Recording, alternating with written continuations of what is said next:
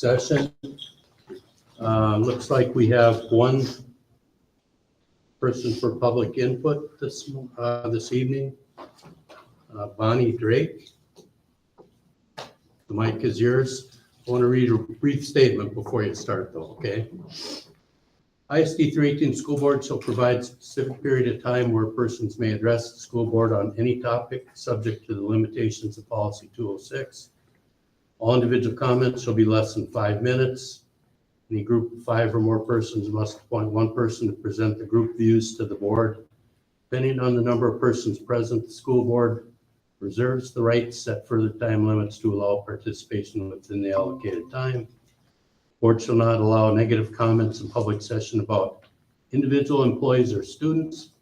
Specific factual information or recitation of existing policy may be furnished in response to inquiries, but the board shall not deliberate or decide regarding any issue that's not included on the agenda posted the notice of the meeting. It's all yours, Bonnie. Thank you. I live in Northeast Grand Rapids. My grandson attends East Elementary. And a couple of weeks ago, I said, Gavin, I see that you just don't read books anymore. And he said, well, Grandma, the library is closed. And I found that hard to believe. So that my question is that factual? And why, I kind of can guess if it is closed, why it might be closed, but are there plans to reopen it? That's my question.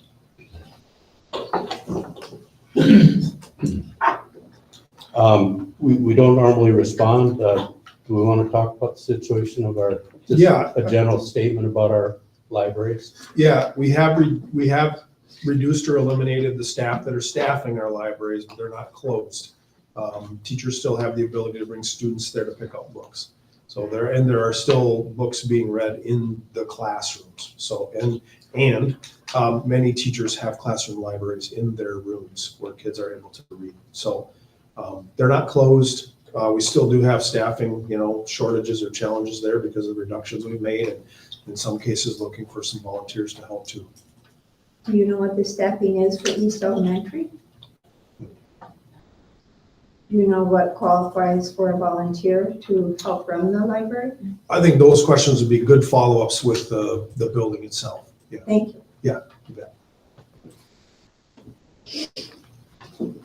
Next item on the agenda is the staffing indicator report. Casey. Good evening, board.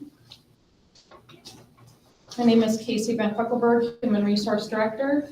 I always love pulling this information together for you guys. All right. So the connection to the district strategic directions. I'll just highlight a couple here. A culture of trust, engagement, and belonging. In human resources, we connect with each new hire in person through an orientation that includes human resource items as well as benefit offerings. And then under partnership and collaboration, we have a district-wide labor management committee. We also have specific unit ones for our ESP unit as well as our teachers.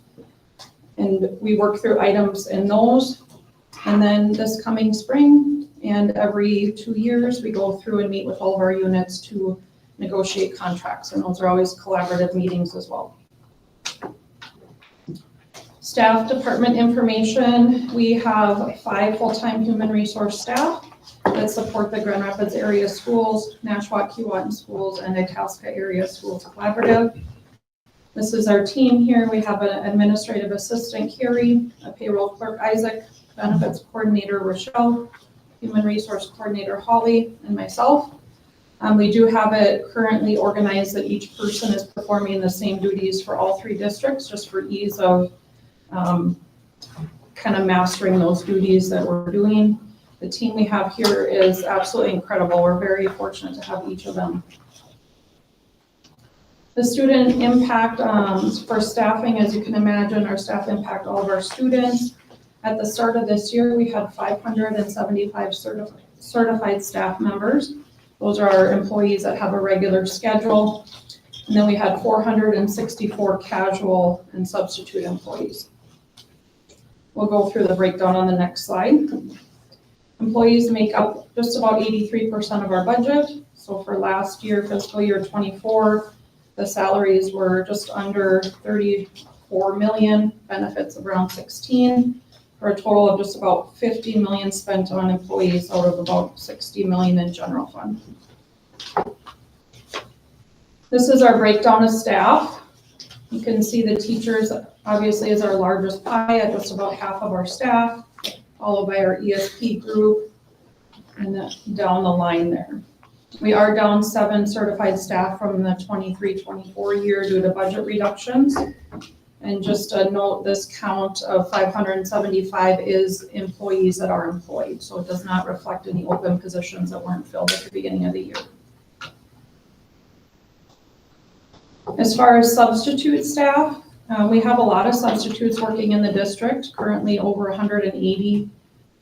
We truly could not run school without them. We're very thankful for the contribution they make to the district and allowing us to cover absences that need to be covered. There's a breakdown there of the number of employees in each of those units and then the number of substitutes.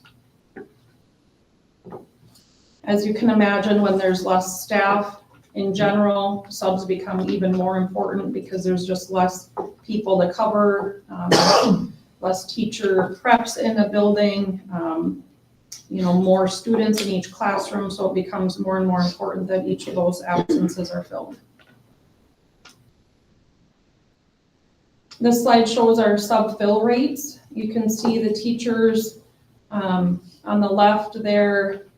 We had a pretty strong dip for 2 years during COVID, and the last 2 years we've seen an increase in our fill rates for teachers.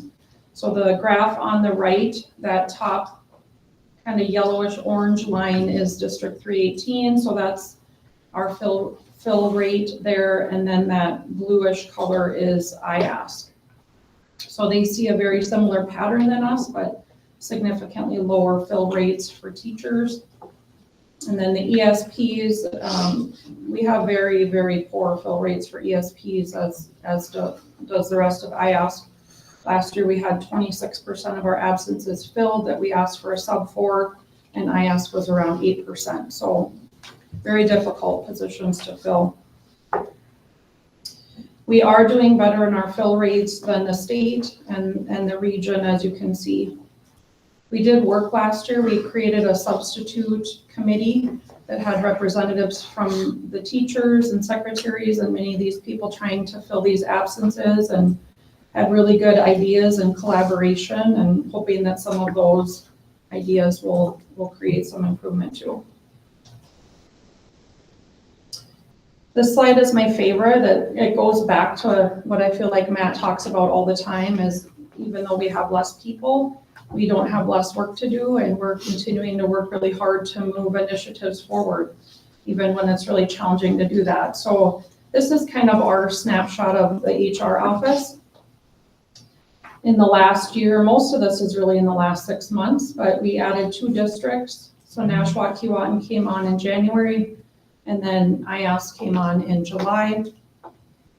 We did add 1 new position to the department, which was the result of an elimination of a director and the addition of 2 coordinators.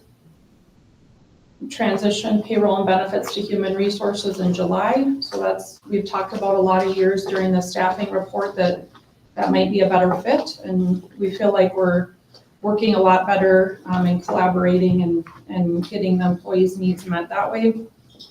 The health plan change, that started last year in October. You guys remember switching to the high deductible health plan, and then this current plan year, we're moving to aligning our plan with the fiscal year. So those are both positive changes that require a lot of time and energy from all the employees in the district, but really positive initiatives. July, we started transitioning staff to entering their time off in Skyward. So Skyward is our new system that has finance and HR and other items in it. That improves our processes internally because we're not needing to pull absences from an external system. And it gives employees quicker access to their balances because they're updated as soon as those get approved by supervisors, they're live. It's also saving us money in the long run by eliminating frontline. We also transitioned our hourly staff to their timekeeping in Skyward. So again, this one is both a process and cost saving. So we're able to eliminate frontline on the timekeeping side, and we're able to have timesheets automatically uploaded into payroll versus needing to import them. One of the biggest things we did this year is transitioning our hourly staff to being paid as they work. That was a huge initiative that the board undertook in the last round of contract negotiations. We're very thankful that all of our units came to agreement to move forward with that. And that rolled out in July for our 12-month employees and September for our 9-month employees. We think that this, yeah, go ahead. Mr. Chair, Casey, I just want to go back to the adding of Nashua, Keewat, and IS school districts. We got some people from the public here, and I'm not sure who's watching tonight. We're selling services to them. We're not taking on their work without any compensation for that. Is that correct? Yes. I know as a board we know that, but I'm not sure that the public understands that. Yeah, thank you. I don't want anybody to think that we're taking on work when. Yep. We took on, we're contracting for business services and human resources. So those pieces we are doing, but they are still their own separate entity otherwise. Thank you. Yep. Okay, transitioning our hourly staff is going to be helpful for budgeting, getting them paid as they're working, and then also just less room for error in analyzing their pay, and anytime there's a shift in coding or hours or anything, it has to be recalculated and annualized. And then an ongoing process is transitioning our electronic personnel records, transitioning to electronic personnel records. We have about 1,000 active staff members in our district, so this is a big undertaking, but it will help and is helping as we have to look up things moving forward. Just a few more facts. We paid 999 people in the last year. You can see we received 773 applications. Lots of background checks on employees added to the system. These numbers are mostly up from last year, so that's a good sign as far as getting those casual people in, helping with activities and subbing and that sort of thing. Another random fact, in the 9 weeks since August 1st, when this number was ran, we had processed over 200 employee folders. So that could be a new hire, it could be a term, or it could be a change in schedule, change in hours, anything like that. And all of those people need to be touched by all 5 of us for our separate pieces. So very busy. There's a lot of moving parts happening. Evidence of success. Our teaching staff is highly educated, qualified, and has high longevity. Our percentage of fully licensed teachers, moving our staff to hourly to not be annualized. We just talked about that. And then aligning our health plan with our fiscal year. This slide might not make a lot of sense, but our tier 1, we only have one tier 1 teacher in our district. Those are the teachers that have a bachelor's degree but are not working in a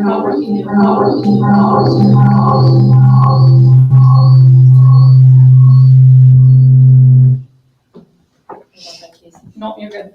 Our tier 2, we have 4 of those. So those are individuals that are currently enrolled in a program to obtain licensure but do not yet have a teaching license.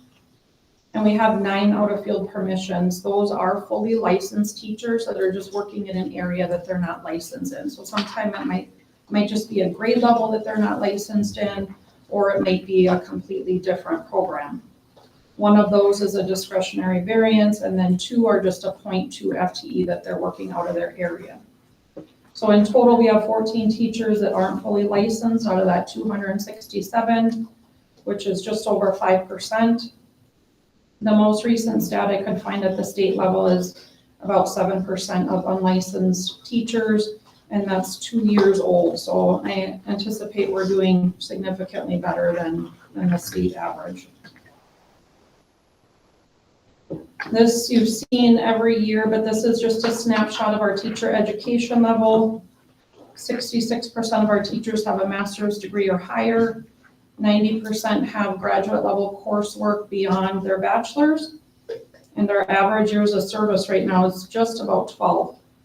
So most of the students in the district are being taught by teachers with a high level of education and high longevity.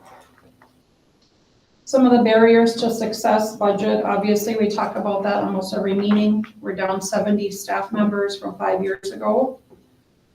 With the reductions, it also becomes more difficult to fill positions. People want security, and that's hard for people to make a shift. We'll talk about mandates in one of the next slides. Unemployment. We've seen a huge uptick in kind of last minute resignations at the start of the school year we suspect because of the unemployment now being offered to hourly staff in the summer. They do have now incentive to wait until the last minute, because as soon as they decline employment, they're no longer eligible. We still see high absenteeism and unpaid absences. It's not uncommon, but we're struggling with that like other districts and businesses. And then just our workload and HR we're very lean. Here's the budget slide that shows the 70 reduced staff we've had from 5 years ago. So you can see that broke out by position there. Again, these numbers are only counting people that are in positions, not vacant positions. The barriers to success, so mandates is a big one. We have more time that we're spending tracking things and reporting things that allows less time for our kind of day-to-day stuff and the employee needs. So here's just a few in the handful of years. Earned sick and safe time you guys are familiar with. We had to create MOUs for each unit. We're now needing to track those hours. There's a cost associated with that. There's system setup that had to happen, and then adding additional categories or usage reasons. Paid sick leave is coming in January of 26. That will be a cost issue, and definitely some concerns with absenteeism with up to 20 weeks paid at the state level per employee.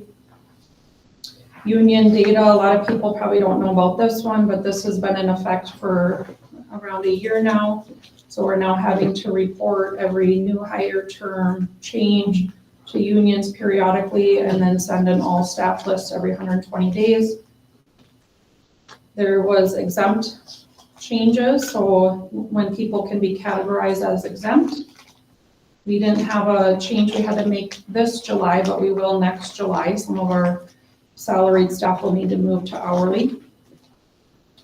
And then wage theft went into place a number of years ago and requires some new requirements for reporting pay and having employees sign off on that.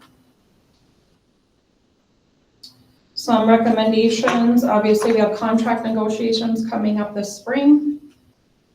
Getting those settled as quickly and fairly as we can. Our pay equity study is due in January of this year. Continuing to look for ways to create efficiencies. Complete the backloading of the electronic personnel records.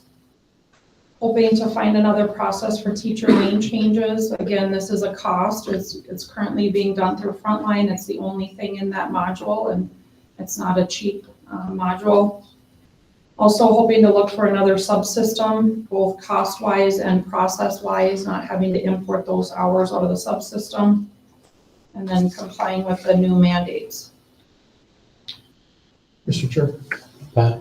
Casey, can you go back and just touch on the pay equity study? And the reason why I asked this for you to do that is I think the board knows we got blasted here a couple of years ago, as we had to make some adjustments to some of our staff because they weren't in compliance with state law.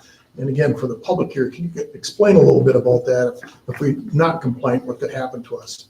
Yeah, so the pay equity study is done every 3 years. They're looking at pay. They're looking at the number of years to reach your max salary and your longevity. And they're comparing that to gender to make sure that we're in compliance and people with similar work that are males are getting paid comparable to the females.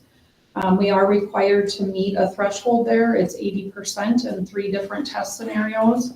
And if we don't, then I don't know what the answer to that is, other than they would send us a letter and we would need to get into compliance with that. So we've taken the steps that we can to reduce the number of years it takes for female classifications to reach their top step, and then increase some of the males that were lower. We've done some other adjustments and things, but we'll need to continue to make sure that we're looking at positions that fall out of line so we stay in that threshold. Thank you, Casey. Melissa? If I might, if we don't comply, we'll be like Michigan. It just goes to the, you can be sued. And they lost. Thank you. Everybody had to back pay. Well, again, I view it as an important piece for the general public to at least get a grip, a little bit of understanding on it and explaining it, that it's something that's not a one and done thing. It's something that has to happen every 3 years. Yep. We need to sit down and take that internal look. Yep. And if we're not in compliant, we have to make those adjustments that we are compliant to avoid that piece. So again, thank you for explaining that. Melissa? Question, I know we have paid family leave coming up in January 2025, which seemed long and now it doesn't, right? Yeah. But there's really been nothing on it yet that I've seen. Do we anticipate or have any idea what the cost might be to the district? Because it's like, originally it was 0.7, but I think that might have shifted. Yeah, the last estimate was about 0.88 with a max, in the current legislation, the max could be 1.2% of wages, and that would be shared by the employee and the district. So potentially 0.6% of wages would be the max that's currently written in. So that 14 million, 40 million. 40 million Yeah. with benefits, that would all be in compliance. It's significant. Again, one of many mandates from the state that we got tagged with between the unemployment and the food aspect of it. Yeah, and then outside of the cost, just who fills the positions, right? Yes. Right. Right. So, David? Mr. Chair, Casey, could you say a word about the union data? I was a little unclear on that requirement. yeah, so we have to report now when there's a new hire or term or a change in employment for any of our union members. We have to report that to the unions within 20 days. So what we do is every time we process them, we just send them. And then we have to send a full list of all of their employees with their addresses, cell phone numbers, email addresses, hire dates, all that information every 120 days. And that's provided to the union? It is. Most of the unions have been agreeable to just having a shared spreadsheet, so we just keep up with it, and we don't have to send emails and keep tracking those, but some of them do want them in Excel, and we have to attach them to emails and send them every time we process. Thank you. Anybody else? Well, Mr. Chair, as long as I'm on a little bit on the soapbox here, and I say this for the members of the public here, and some always ask, how can we help school? I think we use your help when you're talking to our local legislators and talk about these mandates that they put on us. And there's no funding technically to carry these mandates from now into perpetuity unless there's a law change. And that's very frustrating for us as a board here because we have to deal with the aftermath of the legislature. So if there's anything that you can do for us, it's talk to local legislators. And we talk to them all the time, and sometimes we're the broken record and they run from us when we see us coming. So as general members of the public, we can use your help in that arena. So.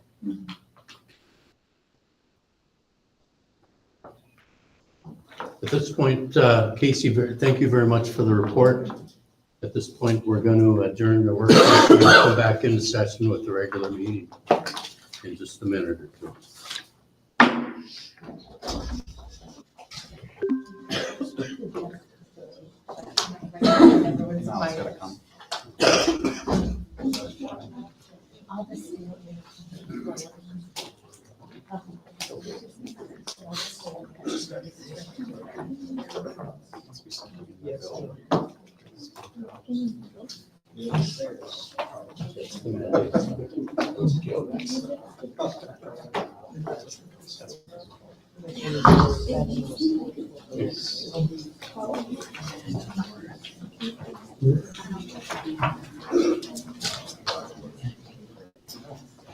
Anyway.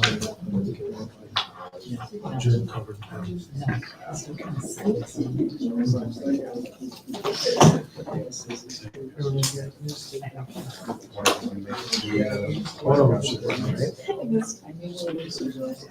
It's 60% pens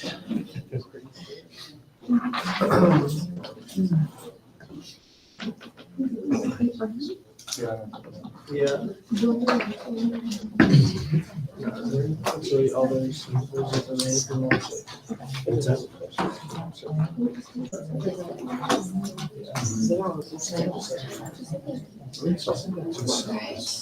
Yeah. Still. Right.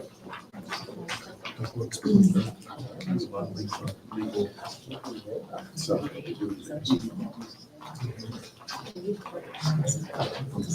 By.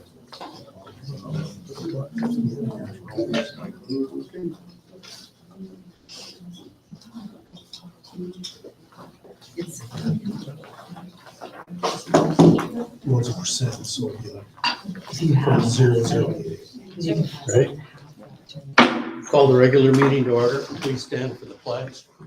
I pledge allegiance to the flag of the United States of America and to the republic for which it stands, one nation, under God, indivisible, with liberty and justice for all.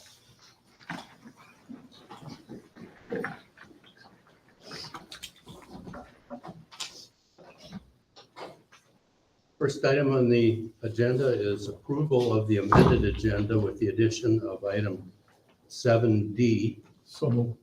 Second. Second by David. All in favor, say aye. Aye. Opposed? The agenda is approved. Next item on the agenda, principal report, Grand Rapids High School, Sharon Hofstad.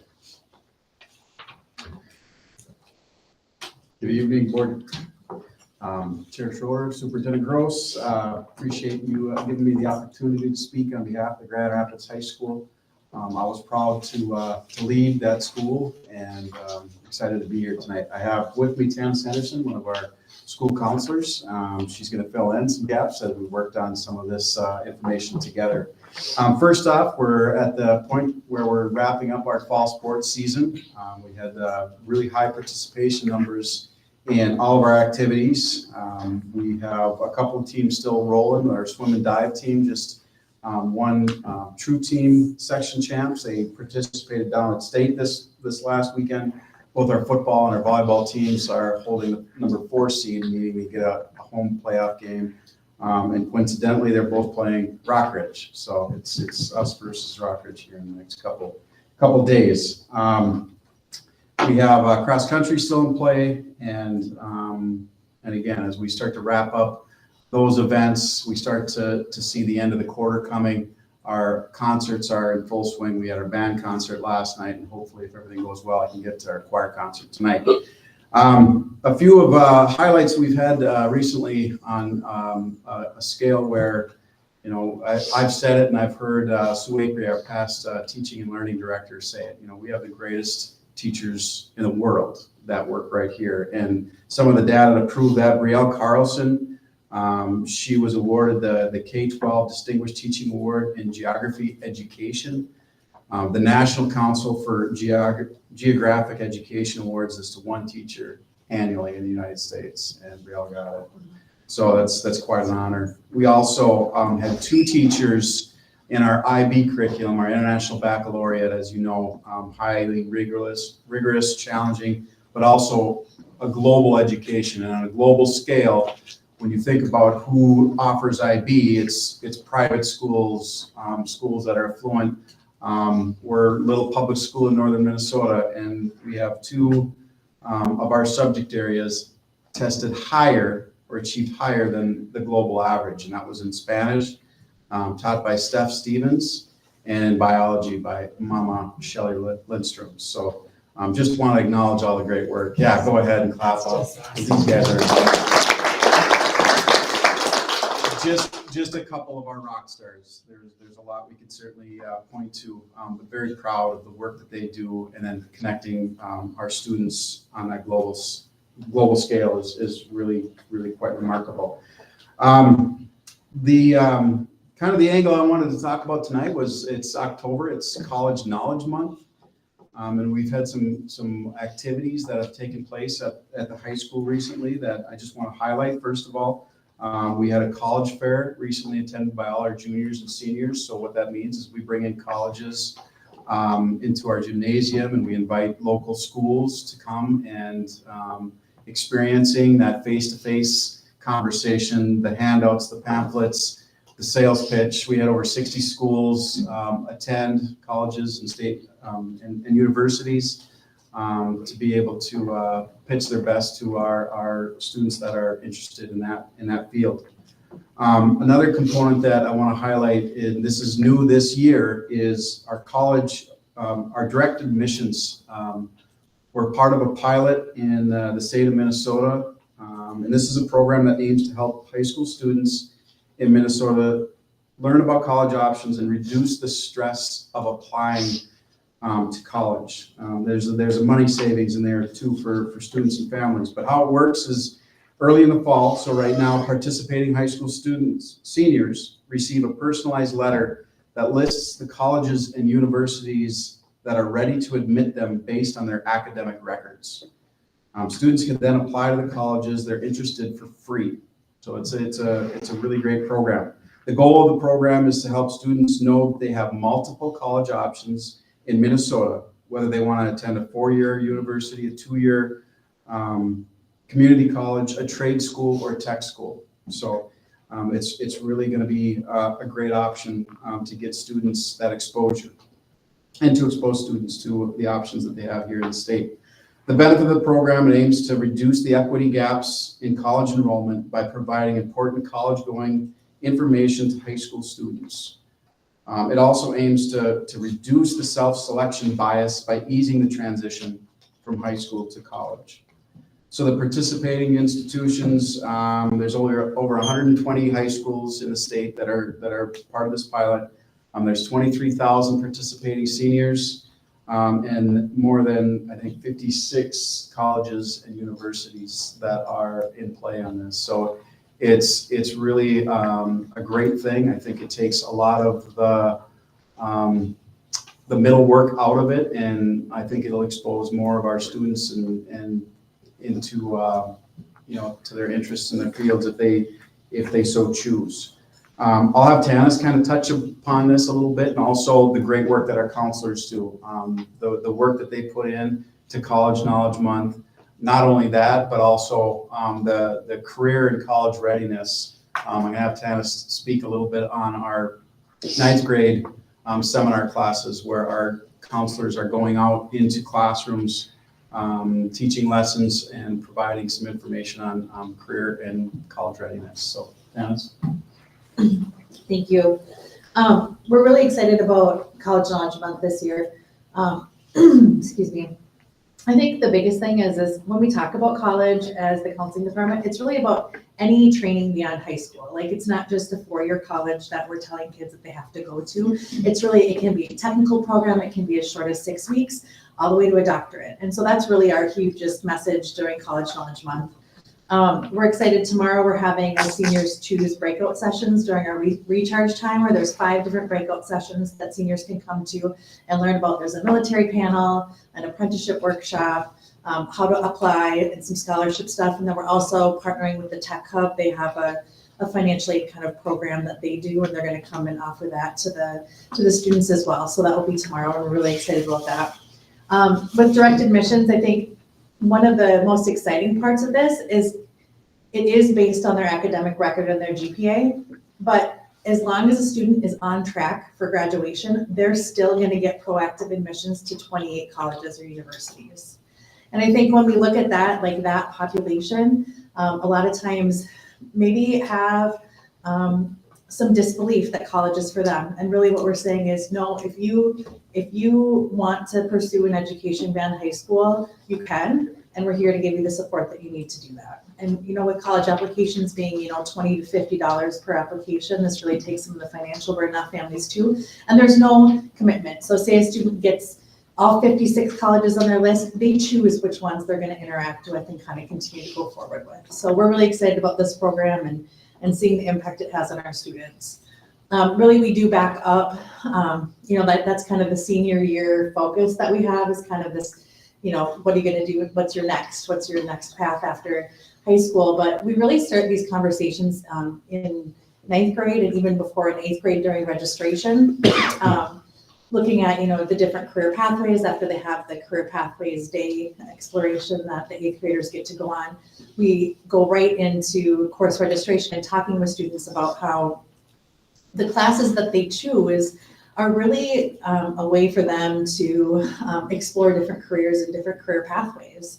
And so we carry that on into 9th grade seminar where all students get this 9th grade seminar where we go in weekly and do lessons that are career connected learning. And so focusing on, we use the platform Zello. So it's like doing interest inventories, researching different types of careers, what training you need. And so we kind of really build that foundation in 9th grade and then go all the way up to that 12th grade year. So that's tonight's report. If you guys have any questions on any of that? I just have a question. Dennis, so that's making it easy for the kids to connect with the colleges. And the North Star Promise program, how do they get the information on that? From the North Star Promise, do they get things mailed to them? Yeah, the Office of Higher Education has a lot of flyers and information. And so it's something we have available in our office. I don't know that we've done, we could probably do a better job of advertising that to students that would qualify for it. I just think that double whammy of having easy access to the colleges plus easy access to possibly not having. Yeah, absolutely. Like our kids are doing great. They're graduating. They're already set up to get the next steps for them. Thank you. Yes. Tanis, could you speak to the challenges in counseling? I know that in a per pupil ratio, our numbers are considerably lower than we want them to be. Could you speak to the challenges? Yeah, I think the career development is just kind of one slice of our overall role. We really focus on 3 areas. So academic development, personal social development, and career and college development. And I would say that we spend a lot of our time doing mental health counseling with students and kind of responding to different crises that are happening in the building.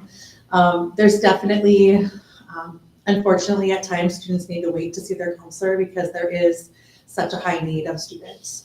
I think at the high school we're lucky. I think we have about 300 to every 1 counselor, but it does increase as you go down through the grade levels. At the elementary schools, they're looking at 1 to 750. So there's definitely not all students have equitable access to school counseling and support services at our schools, and that's unfortunate. I think like Casey talked about the budget stuff. I mean, that's definitely a ramification of that. But we're really, we just try to be thoughtful in our planning and just try to meet kids where they're at and kind of work on both ends, right? Like how can we be proactive on what we're doing and also deal with the reactive stuff and just eat a lot of lunches in our office too, so. It's a tremendous team, David, too. I mean, a lot of the roles and responsibilities that came from the administrative office when we went from 3 principals to 2 have fallen on some of our counselors too. For example, Tanis is also our Ojibwe Ed director. We have counselors that have taken on testing duties. We've had counselors taking on, our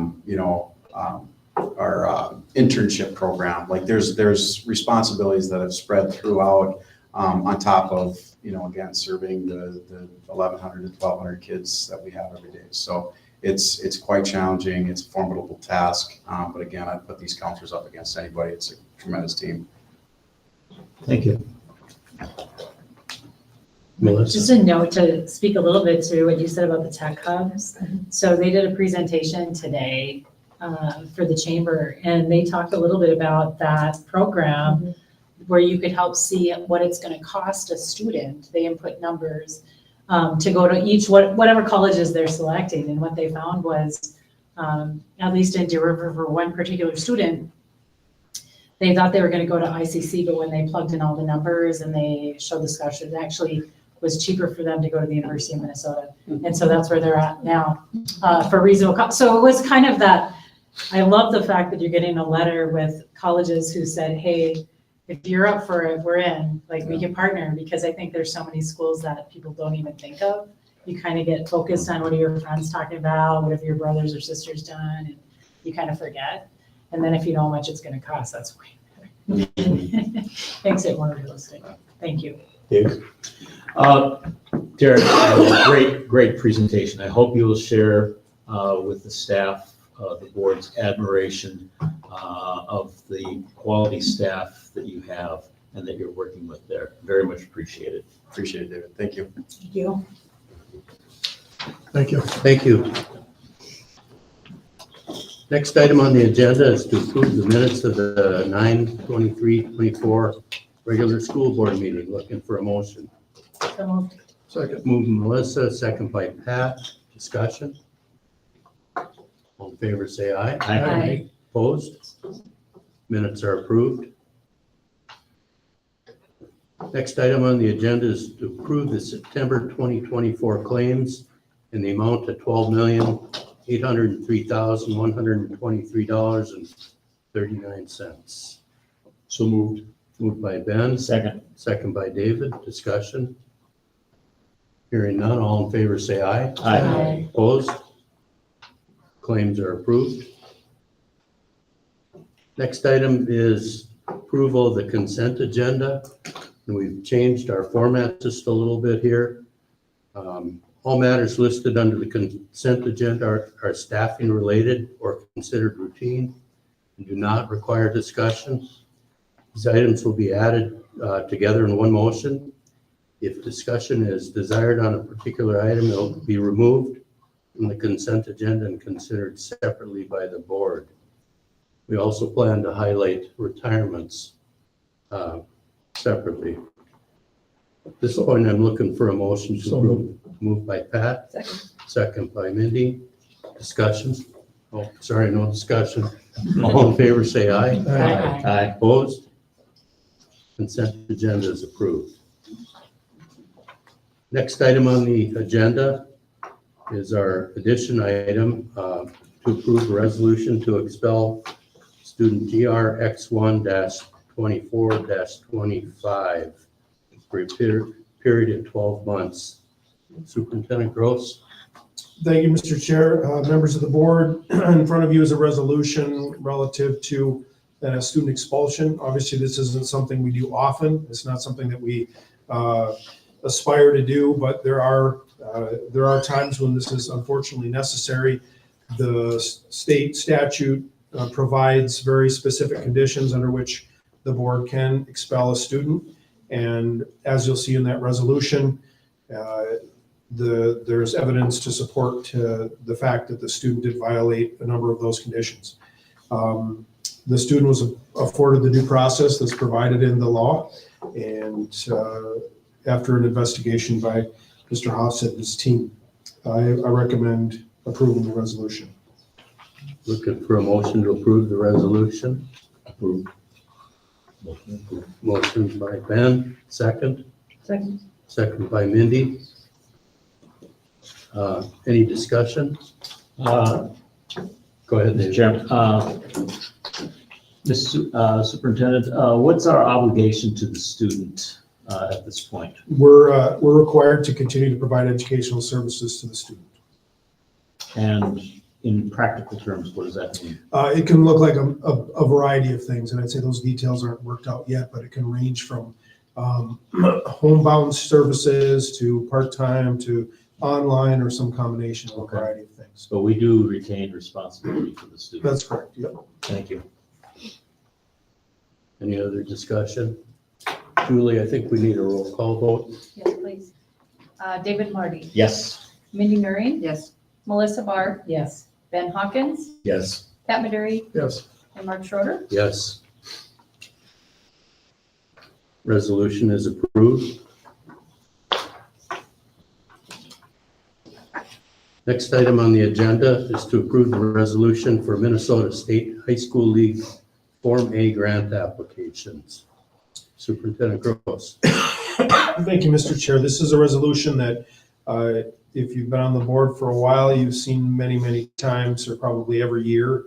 It's a grant application that the district submits on behalf of both schools to the high school league, and those funds are redistributed to grant applicants. We've been successful in receiving these, and generally are used to decrease the cost of activities for our students.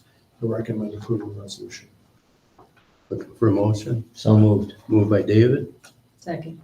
second by Melissa. Discussion? All in favor, say aye. Aye. Opposed? Resolution is approved. Next item on the agenda, approve a resolution regarding purchase agreements to sell 2 surplus properties. Kara? Good evening. Back in June, the board approved moving forward with the sale of excess properties. Since that time, we have confirmed that one of those properties is in the state land trust, so it is not even ours. So that has been fixed with the county and moved to the state's property. There are 3 properties that could be sold, and 2 of those are up tonight. We reached out to adjacent landowners and offered the property to them at the market value that was on the county website, and both agreed to purchase those. And kind of fun background, one of those properties in S Lake, the family actually donated it to the school back in the early 1900s. And they still own the property, so they're getting it back. So that's really exciting. And some of the closing costs will be covered. So I'm asking for you to approve the sale of this property. So moved. Moved by David, Second. second by Pat. Discussion? Mr. Chair, again, just in our process of evaluating what we have for excess property out there, we've been looking at this for the last couple of years and trying to get these properties back on the tax roll by selling them to the general public. So this is just another piece of the pie that we've been working on and putting it back out there to the public. So thank you for the work on it. Any other discussion? Julie, we need a roll call vote for this. Yes, please. Mindy Nuring, Yes. Melissa Barr, Yes. Ben Hawkins, Yes. Pat Maduri, Yes. Mark Schroeder, Yes. David Marty. Yes. Resolution is approved. Next item on the agenda is to accept first reading of policy 610 field trip. Superintendent Gross. Well, thank you, Mr. Chair. Policy work is my favorite thing to do. And this policy has been a labor of love, I'll just say that. The good thing about it is that our district makes a great deal of opportunity available to students. And that whether that's a trip to Washington DC, like our middle school kids just had an opportunity to do, trips overseas like we've recently had, our upcoming marching band trip to Hawaii that's been part of a regular rhythm. So I'm not sure, I'm aware of a district remotely close to us that makes those opportunities available to kids. And our students are definitely richer and better for it. This policy is very much needed, and we had one in place, but it took the policy committee, I don't know, 6 months probably to work through some revisions, and worked closely with some staff that actually go on the trips, lead teams, to talk through process, to talk through chaperones, to talk through tag-alongs. Mr. Hofstead's been very helpful because a lot of these fall or work through the high school. And so there were changes made to the classification of trips. There was guidance created for the leader of the trips. There were criteria developed for chaperones and tag-alongs, and process changes there to try to streamline or to clarify whose roles and responsibilities are what. So this is a first reading. No action tonight. It'll come back to you subsequent meeting for approval. And if there are questions, I can certainly try to address those, or I can bring those back to the respective group or people that might have answers. But yeah, that's policy 610. Mr. Chair, Matt, normally we get a lot of sample policies from MSBA. Was this one of those that came from MSBA, or was this one that was developed internally here? I think there might be a like shell of one, but Julie researched all over the place and really got a lot of language from other districts to find out what other districts were doing. And, in our case, that really meant reaching out or that research happening to districts in the cities, because you really have to go that far to find districts that have kind of comprehensive field trip programs like we do. But most of the information or learning that we did came from other school districts rather than MSB on this, as far as changes go. So just, and again, I don't know if this was thought about, I'm gonna throw it out there. Normally the policies that come from MSBA, because they have an attorney on staff, Terry Marno, that kind of reviews those before they get pushed out. Would it make sense to have our legal counsel take a look at this and kind of give it its blessing going forward? We can do that. So it falls in line with our other policies, of having legal taking a look at it? We maybe would start with having Terry take a look at it. Okay. That might be a good place to start. I just think it brings that consistency as we move forward. Thank you. Any other discussion? And this is a first reading, so no actions required. Next item on the agenda is to schedule the 2025 school board organizational meeting. Superintendent Gross. We're required by statute, or the school board is required by statute to meet in January to establish roles and responsibilities or elect new officers, as well as schedule the board work for the year. And typically, the date that would correspond to what we've done in the past is January 6th. I did do some looking, and the law articulates that we need to hold that on the first Monday of January or any date thereafter that's reasonable. I can't remember exactly how the law is worded, but the 6th is the date that will correspond to what we've done in the past.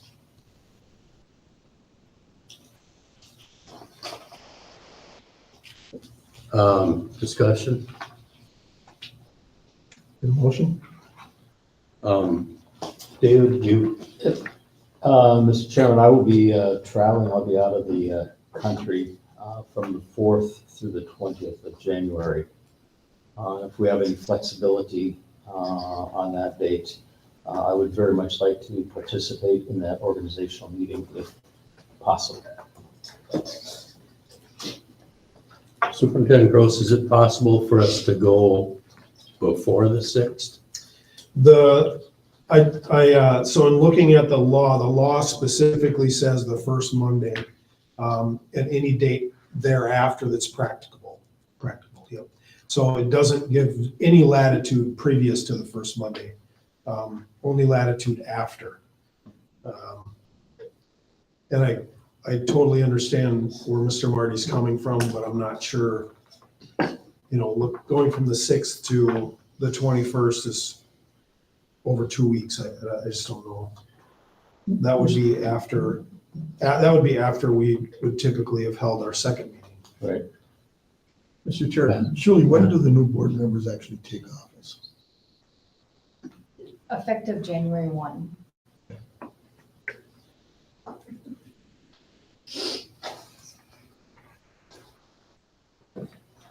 I was thinking more of the quorum aspect of it, so.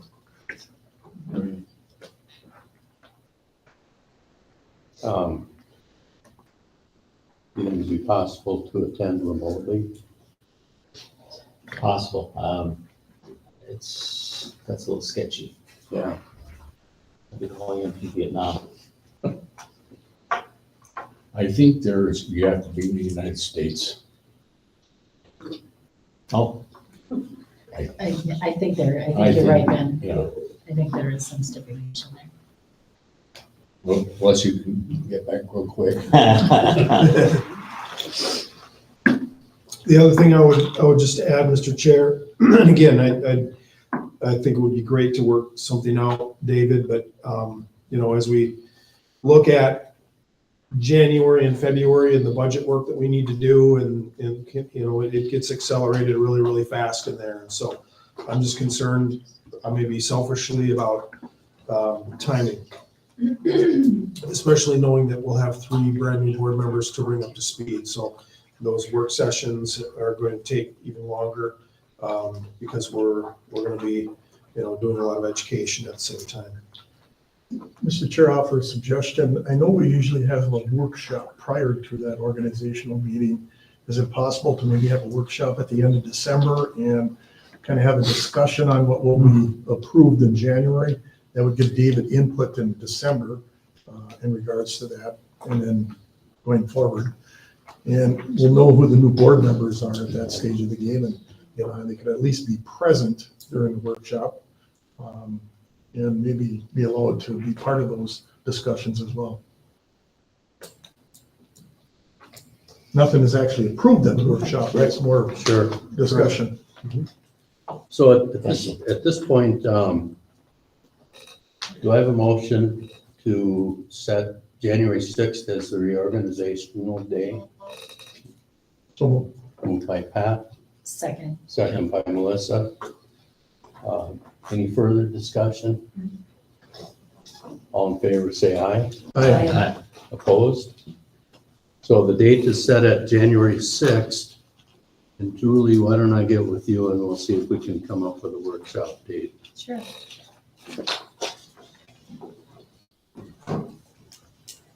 And Mr. Chair, I know it's probably going to be assumed, but I'll just make the comment that let's make sure that the new board members are notified when that workshop is, so that they can be present as well. So. Right. Next item on the agenda, Rife Center Partnership Executive Director Jim Mack. Welcome. You want to tap dance after something?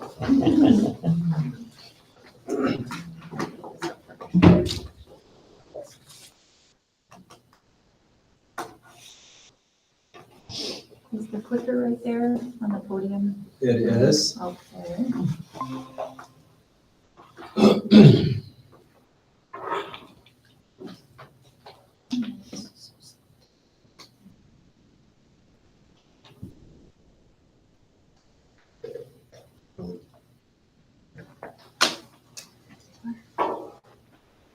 Good evening.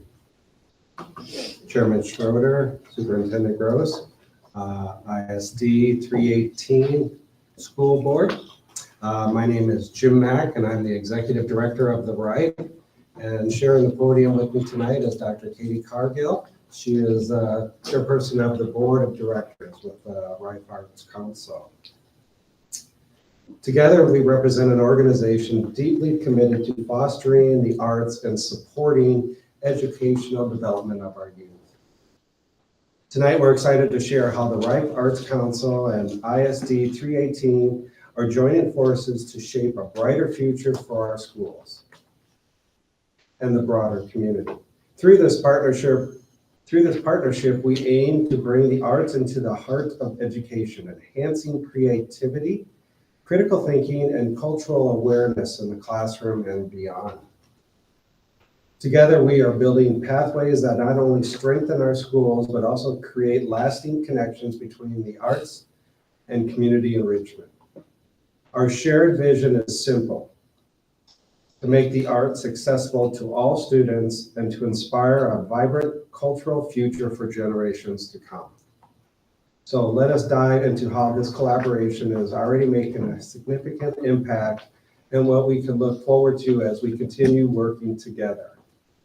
So we're gonna tandem these slides, because why not? We're the arts and we try to be creative, so. We could like jazz hands or something, really entertain you guys. So, and we decided to go with color, because why not? But, so here we are. All right, the world within the performing arts can often seem like its own language and logic, but it baffles the uninitiated. However, the partnership between ISD 318 and the Rife not only is critical, but it also makes perfect sense.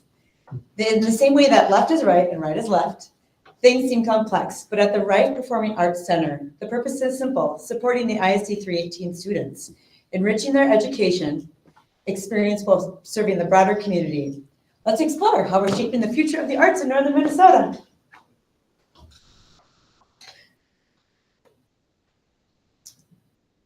Oh, I spent all this time doing this like fade in and fade out, and it's not working, so I'm a little sad, but moving on. I didn't spend that much time.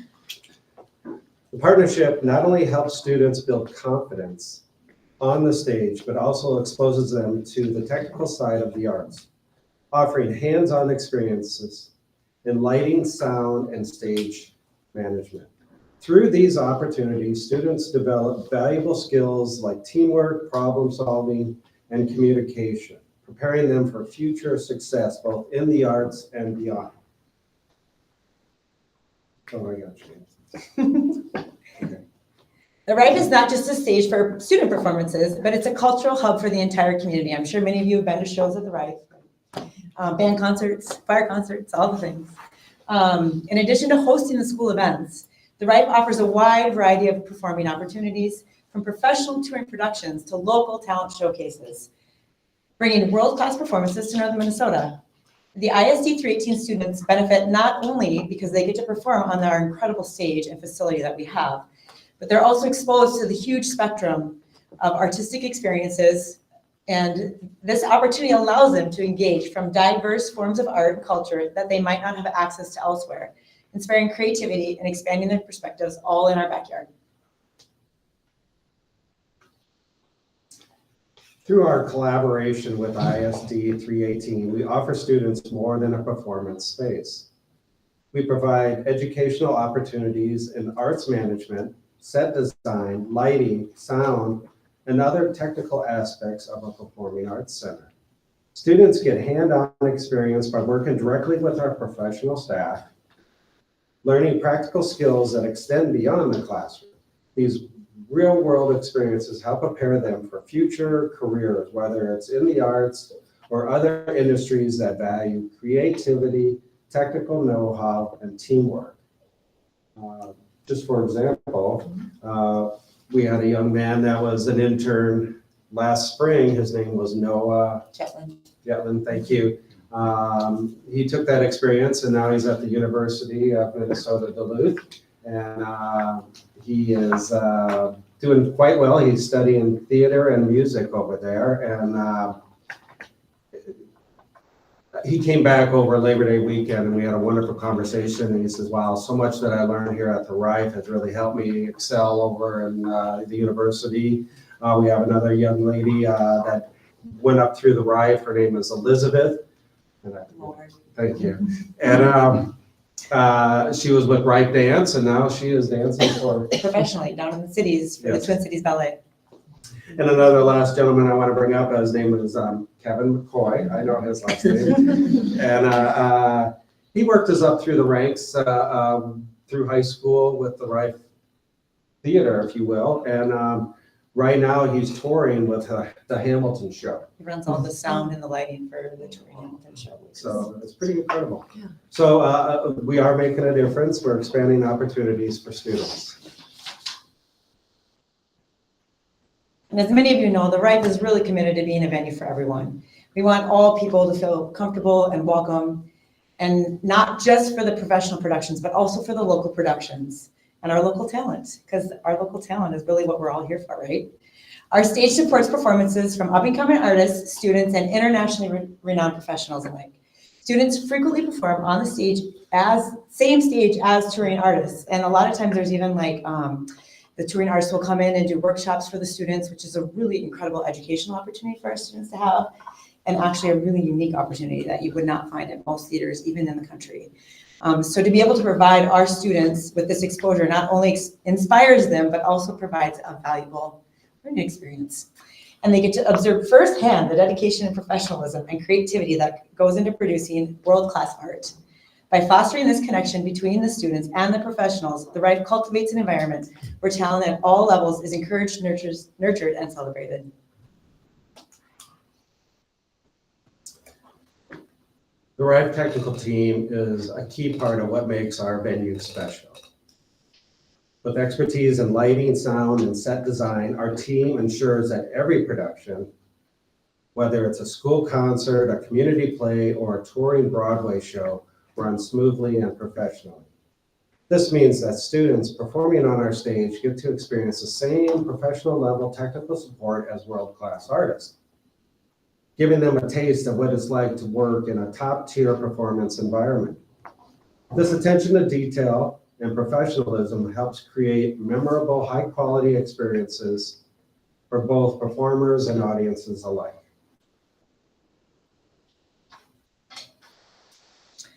The Rife is obviously more than just a performance venue. It's a community builder. We bring in people from all over the county and all over northern Minnesota, actually, and even people from the cities. By sharing this space with ISD 318, we foster a meaningful connection among students, residents, and visitors, using the arts as a powerful tool for unity and engagement.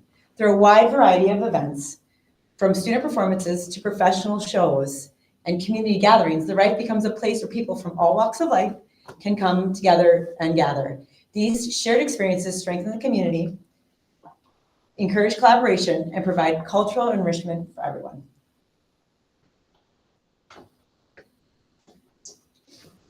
Our partnership with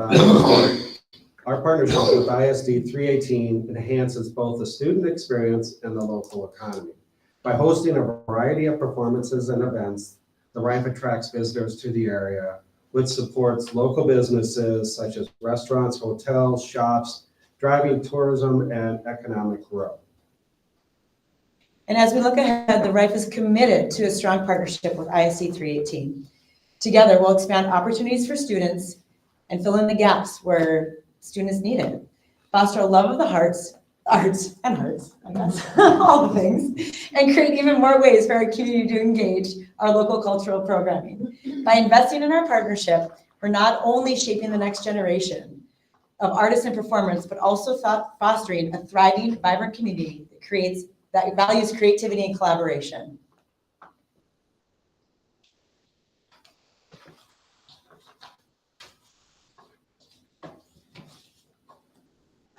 Today, the Rife Arts Council's commitment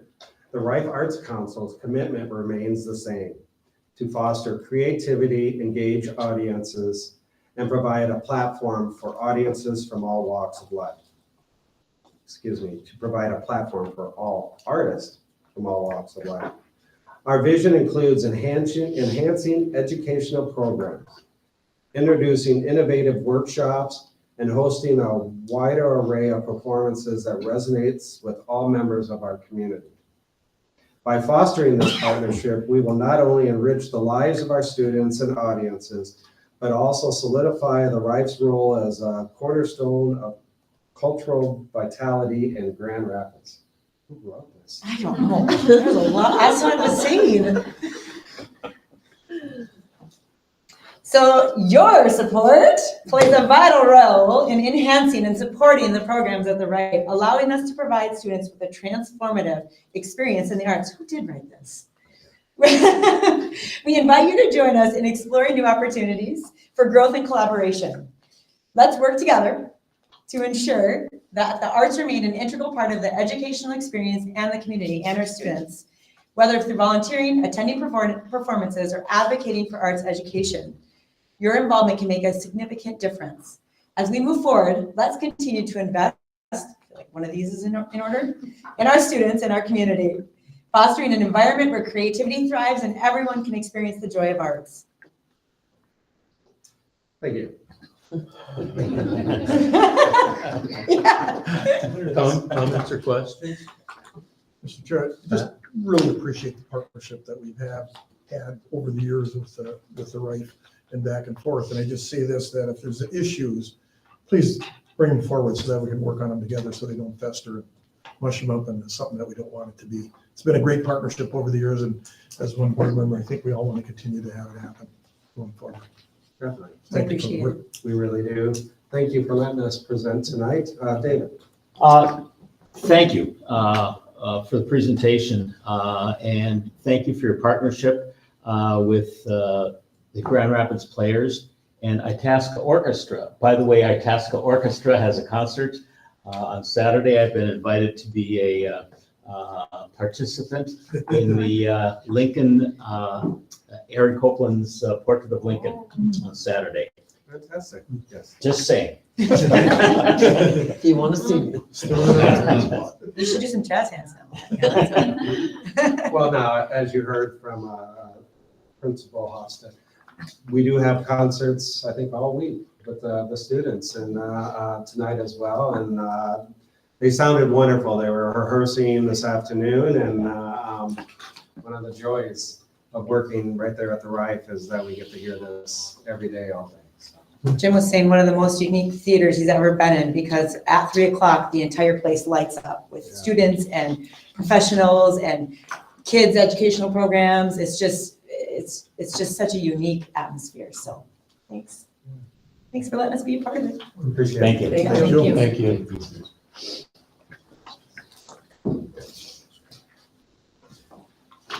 Next item on the agenda is board reports. We start with Jane and Holmes. Okay, our student council, we started our tireless teacher and staff award backlog, but we put a little spin on it. Instead of just picking one person each week at the PLC meeting, we are doing like department. So this month for September, it was the English department won our award, and a Google form was sent out to students, and they were able to write nominations for each teacher, whoever they wanted, and we were able to read them at the PLC, and then each teacher got to like keep their paper that the students wrote them. We also have 25 students that'll be going to a leadership conference in Brainerd at Craigens November 3rd and 4th. It's an overnight, and there'll be like hundreds of students all over Minnesota coming. We're very thankful we're able to go because we received a grant from the endowment committee, so we're very thankful for that. And one of the speakers going to this conference is actually one of the speakers that was down in Florida that some of our student council members were able to go to, so it'll be a good opportunity for more student council members to hear this. And we actually have a meeting coming up Wednesday, and at that meeting we have nominations for our voting for our 9th grade places. So by that time, all places will be filled through 9th through 12th grade for elections. Our HOSA club, which is like a healthcare, just talks anything healthcare, had elections for officers last week, so all of those have been in place. And last week at their meeting, they did the Heimlich. They practiced using baby dolls, so they got volunteers to bring in baby dolls, and were able to do that, and staff and students were able to come. Last thing is Key Club. We were able to write thank yous for emergency service workers. So for fire department, EMT, police department, we all got together and wrote thank yous in like big signs, and we're gonna be able to distribute those this week. For me, I have a few more. So we have like a new program. It's like Grand Rapids Goodness at high school. So it just kind of highlights like the good things that are happening within the school district. First off, Key Club had their annual blood drive and collected 83 units and supplied 76 total donors from the high school, which saves a total of 249 lives. And then Dig Pink, they had the volleyball game about at the beginning of the month, I want to say. They raised $10,344 that all went to the Itasca Area Cancer Crisis Fund. And last week on Tuesday, the senior football players had My Jersey Your Impact Day, which is where they handed their away jersey to one teacher with like a little note, and the teacher got to wear it on Friday and wear it to the game. So that was pretty cool. Just kind of showing positivity and gratitude to teachers in our district. And then fall sports, kind of like what Mr. Hofstad was saying. A lot of the fall sports are kind of coming to an end. Marching band just finished up their season. Yeah, and then we just have the 2 Rockridge games, cross country section final or section quarterfinals, or I don't know how they have that. It's kind of confusing. Those are coming up for them. Saw them practicing at football practice today. And then upcoming, FFA's having like a Halloween event on Halloween, so it's 4 to 8 at the fairgrounds, and they have like different activities where you can like decorate like a booth, like a car trunk. They can donate candy and just like getting the word out there is what they ask. So yeah, that's something cool if you don't have any Halloween plans to show up to. I think that's it. Thank you, Mr. Chair. Maybe when they come back from the Creighton, they can come do a report to the board on what you learned. That'd be, I think, be a good idea. Thank you for the report. Matt, I say this to you, but I was at ARDC meeting and another round of Safe Schools grants are available. I think they're due in January sometime. I'm not sure if that group knows is aware or not, but I got some paperwork here I'll get to you and maybe share with them. Maybe we got that project going at the middle school. I don't know if funding is short there, but maybe another opportunity there for that. Also, I participated as a RAMS chairperson and our executive director, Paul Peltier. The Center for Rural Policy and Development came up to northeastern Minnesota last week. Majority of the committee members are all centered around agricultural. Majority of the committee members, this is the first time they've ever been to the Iron Range. They toured some of the mining areas. And I gotta say, it was very impressive on the comments from majority of the people. They came with a preconceived notion that mining was bad, but they left with their eyes open. And the crux of it all is they're supposed to do a story on the Iron Range. Well, I piped up and said I was from Grand Rapids. Well, the pushback was Grand Rapids is not part of the range. Of course, in the range of fashion that I am, we had a little debate, and I think we got convinced that Grand Rapids is part of the range, even though I didn't grow up in Grand Rapids. I grew up on the center of the range in Kinney, Minnesota, which was a little chuckle to everybody. But anyway, I think it's a good thing that they came here. This is the first time they came to northeastern Minnesota. They've been asked a number of times, and for whatever reason, it just never clicked. Christina Bowstring from Leech Lake Reservation from Itasca County is part of that group. Surprising to me, being in Itasca County, she's never seen a mine before. She was impressed with the operation. And again, I think there's a lot of preconceived notions that mining is bad, but again, from my set of lenses and listening to them speak, they were really impressed on how clean the operation is in relation to water and air and land and that. So I think that was a good win all the way around. Just a couple of things, Matt, I want to mention. We've been talking about school safety and stuff, and one of the bus drivers brought this up to me. Not sure how transportation fits into that, and I'm not sure if transportation has been at the table at all, but I just bring that to you. Maybe it's something when you have that discussion, if they are great, if not, maybe it's something you want to fold into at some point in time with it on that. And then the other thing I want to mention, I know Melissa, I think, brought it up to you and Kara about the new GRPC fee structure that they're looking at proposing here. I had a short discussion with Tom Pagel today. I think it's really imperative that Kara or Matt or both of you sit down with somebody from the Public Utilities Commission. Could have a pretty big impact on our budget. And 2025 is implementation. And you think about our budgeting, right? It could impact the budget that we're currently in, possibly going into the 25-26 budget. But I think it's important that you get an understanding on what it is that it might cost us based on our utilization. And it is by how many meters you have. So any of our buildings within UC. And again, not knowing that data, electricity usage is private data, so it's something you'd have to put a request in to get, and they can run some numbers for it. So again, I putting the school board hat on and listening to this and not knowing the mechanics of it. Melissa and I talked last week about it, and we each had some of the shared questions. I said I'd reach out. So, but again, I think it's something that needs to be at least looked into. So, so yeah, sure. My report, I would like to mention the Big Fork Advisory Committee. We had a guest speaker up there to speak to the group about project learning. And it was really an interesting option that could possibly work for a school like Big Fork. And that committee is going to continue to examine that possibility. David? Yeah, I had an opportunity, school board forums for potential school board members have been happening. ICTV has one that's been pre-recorded. Most of the potential school board members attended, and it was very informative. I had the opportunity to sit with Matt and Melissa and talk policy.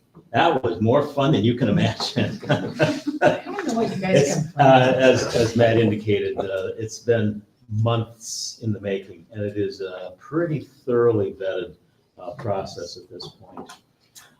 Endowment committee met the endowment committee, ISD 318 endowment committee, awarded just over $57,000. And it's spread to all the schools, Big Fork, ALC, high school, elementaries across the forum. There was, I believe, 1.3 requested, so we had to turn down a number of requests, but we were able to, some of those requests, we were able to look for other alternatives where they didn't need to get the money. They were requesting, for example, risers for the school, and there are risers hiding out in the high school, and so if we can make that happen, those requests also can be filled. And the Boys and Girls Club met, and we're challenged right now for employees. We really need some more leadership coming into the Boys and Girls Club. The clubs have been consolidated, and the Greenway students are coming to Grand Rapids. So Grand Rapids is the only Boys and Girls Club site right now. But we are short of staff, and we still have major facility issues that we're working on. The Boys and Girls Club is a guest of the middle school at this point, but that's not a long-term solution for them. So we need to be looking at that. Nothing. Melissa? Yeah, ISD meeting, nothing super surprising there, talking a lot about launching the Early Edge, which of course used to be known as Invest Early. That's all new. Career pathways, hats off to Scott Patro, who finally was able to partner with Minnesota North to gain certifications for those in the healthcare field for what used to be known as an LPN, but is no longer that acronym, but they will be able to get that through the healthcare pathway. And so that's coming. And the career pathways, which we have 8, we're looking for businesses to partner and kind of expand some of those areas in automotives and welding and those kinds of things that are being successful. Minnesota North now has a mobile welding unit, and so there's some opportunity there for us to tap into some of that. There's no lack of opportunity, I don't think. And then, of course, there is the whole side where Chris, he was here earlier. He keeps his eye on for cybersecurity and those kinds of things, which keeps us safe, which is a big issue with all the districts we have in IASC, because there's so many and they're all unique and different. Just a hats off to the RIFE, as someone who is privy to a lot of people coming in this community all the time. The arts is a driver for people to come, stay, and be employed here, along with the schools. And they are always impressed with the fact that it's attached and connected, and they see that. So just a hats off there. In Mr. Baduri talked about it, the utility franchise fee. So the city of Grand Rapids has proposed a franchise fee. Some of you may have heard it as a street fee. They're kind of interconnected, but so utilities have the right of way, use the right of way to lay fiber, pipes, whatever. And the legislature has given government, cities, the opportunity to charge a fee because it's their responsibility to maintain that. And so that comes through utility companies, and it is not a tax, it is a fee. So it does apply to everyone, nonprofit, residents, for-profit. So it does have an impact, and I would just ask people to be informed about that. The chamber does have a lot of information on our site and our newsletters. I know the Herald did some work on it. The city has a wonderful website too. You can link right on there and it'll talk about it, but folks should at least be aware and know that 2.5% fee is set to start in 2025, and the city of Grand Rapids has a meeting on it on Monday.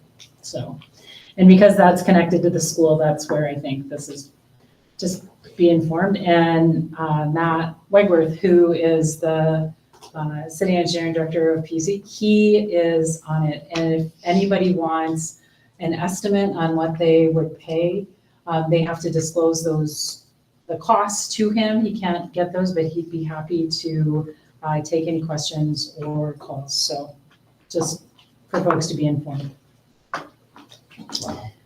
Yeah, and Minnesota Mining has their conference this week. Their annual meeting is Wednesday. So when you talk about mining, everybody is an environmentalist. Nobody wants to live back in the 70s. Everybody cares where we live, and we want clean water, and we want healthy forests, and we still want to be able to work and live here. So that's just my thing. Mr. Chair, I forgot to mention one other thing. I think you're all aware that the newsletter came out. Matt, I gotta say it, wonderful job, just a wonderful job. I was at church yesterday and there was a little group of us talking and was brought up, and they like the new format and they like the content inside of it. It was very easy to read and follow and very informative. And the thing that's resonated with me is balancing our budget for the last 3 years. There's that perception out there that we're not balanced. And I thought that person got it. And there were 4 others around when he commented on it. He said it was very easy to follow and read, but impressed on the format. So hats off to staff and you for a good job. I know you talked to us at a workshop about it, but I didn't realize how it was going to be. Really impressive. Thank you. Next item on the agenda, superintendent's report. Superintendent Gross. That was one of the things I was gonna just touch on, and again, I mentioned before, Casey mentioned earlier about staffing reductions, and that really was a labor of multiple people contributing, where maybe previously it was one person running point and gathering. There were a lot of people that had a hand in making that happen, so just proud of the work there. Something we have to make sure and hit on in our next edition is also the great work that our staff are doing right down the hall here in our area learning center. Great work our staff are doing at IEC, Itascan Education Center, and also at Quest. We didn't highlight those in that edition, so we'll have to make sure and hit that in the next time, but I want to make sure and recognize that too. We do kick off the road show tomorrow with the city of Cohasset. Again, we're going to be out there just talking about the school district, making sure people have a chance to hear who we are, what we do, and ask questions. So that'll be the first one, and have many of those scheduled coming up. A couple updates on Big Fork, and then my voice is about to be done here. We did hear back on the first round of funding on solar projects in Big Fork, so we're kind of invited to move to that second stage. The next stage is the development and issuing an RFP. So we're there, and so that's kind of excited to see that move forward.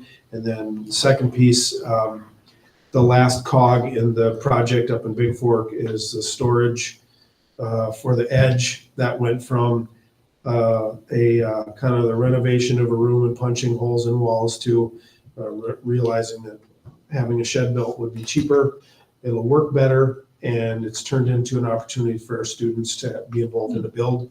Our career tech teacher there, Stu Ostendorf, just grabbed it by the horns, and so the kids there were, they surveyed the place, they helped, I saw kids on a road grader and a packing machine and pouring concrete. They are getting real life building experience, and so it's not only a good fit for the edge, it's not only economical for the funding that's paying for it, but those students are, 20 years from now are going to be able to drive by and go, I helped build that. And so that's a really good project, and it's a lot of extra for Stu, and so I appreciate that, him taking that on, and that's going to be a great project there. So good stuff. That's all, Mr. Chair.